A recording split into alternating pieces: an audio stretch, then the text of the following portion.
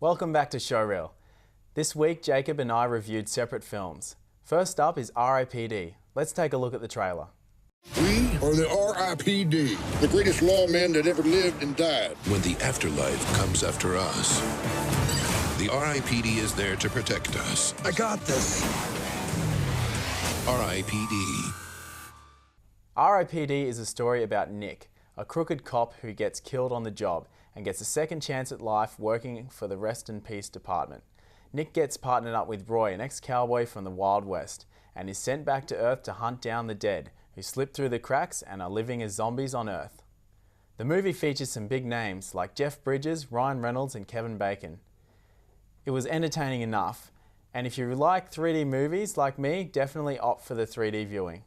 This isn't at all a serious movie, but I felt like it could have been a lot better if the stakes were a little bit higher in general in the whole movie.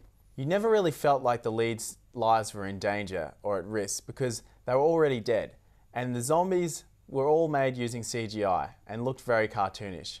One thing I thought they didn't play up or push the envelope enough with is the fact that on Earth, Ryan Reynolds looked like an old Asian man and Jeff Bridges a hot blonde Barbie.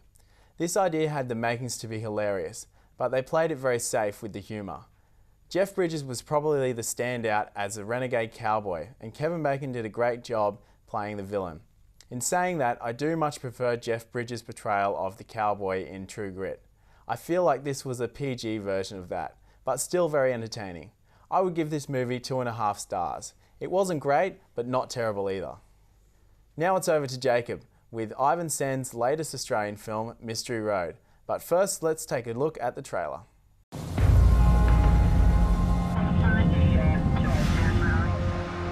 So, we got a young girl stuffed onto the highway. I know, Jay. Just see what you can come up with.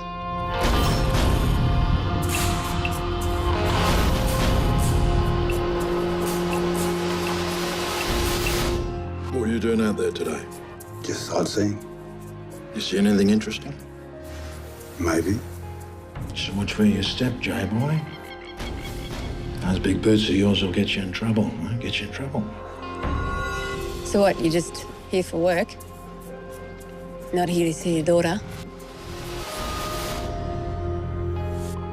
Look, what do you want, Jono? I just need to find out what's missing, and I need to do it pronto. There's a detective team coming down from the homicide branch. I think you better get out of town for a few days.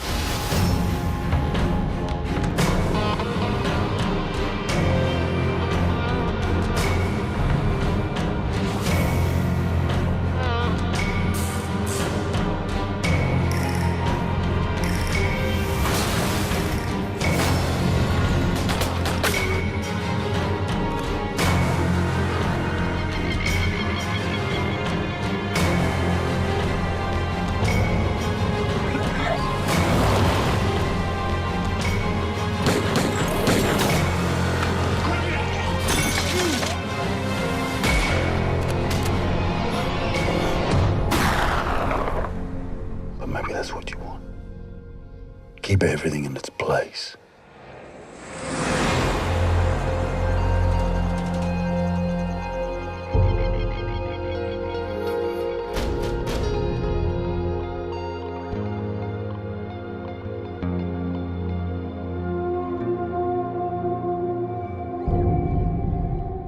Mystery Road centres on the story of a local Indigenous man, Jay Swan, who is returning to his outback hometown to take up a job in the local police force.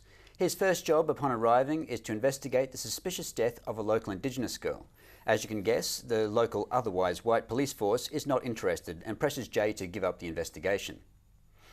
Intertwined in the murder mystery is arguably a bigger and more important mystery, encapsulated in the internal battle being fought by Jay. His job requires him to walk what is clearly an untraversable line between his badge and his people, a line made all the more murky and difficult by a reunion with his estranged daughter, who he fears may have been associated with the murdered girl. Jay is also on the outer with some of the local Indigenous community, for many of whom his job marks him as a traitor. I love to support Australian movies, and I went into this film with high hopes. It started off well enough and had many other things had many things to like about it, but somehow just lost direction, both in story and cinematography. To my mind, it seemed like Ivan Sen has tried too hard to tell a story in an arty, intense way, rather than just concentrating on creating a compelling story. And further to that, the story, in a manner of speaking, forgets itself. What is seemingly an intense drama that raises questions about Indigenous issues eventually kind of turns off Mystery Road, travels along the middle of the road for a while, then seemingly ends up on Main Street. While the subject matter had some interest, it was buried too deep to really drive the film. And I guess while the larger plot is not that groundbreaking in itself, that might say something about the ongoing state of affairs in outback towns such as this. The casting was a little patchy, with some minor actors' performances and or appearances just not quite believable enough to ring true with the gritty setting. The support cast consists of a very recognisable and respected list of names, but is notable for the absence of the usual list of well-known Indigenous actors that usually fill out such movies. Aaron Peterson's performance was actually the main thing I enjoyed about Mystery Road, which is surprising because I haven't watched anything he has done in quite some time and I hadn't realised how far he has come as an actor.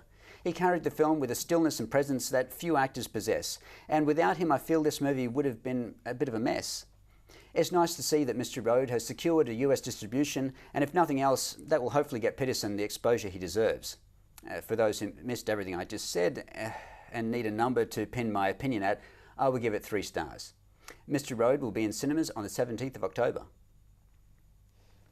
Obviously, you know, you've seen previous Australian films. How would you compare, what would be an Australian film you'd compare this to?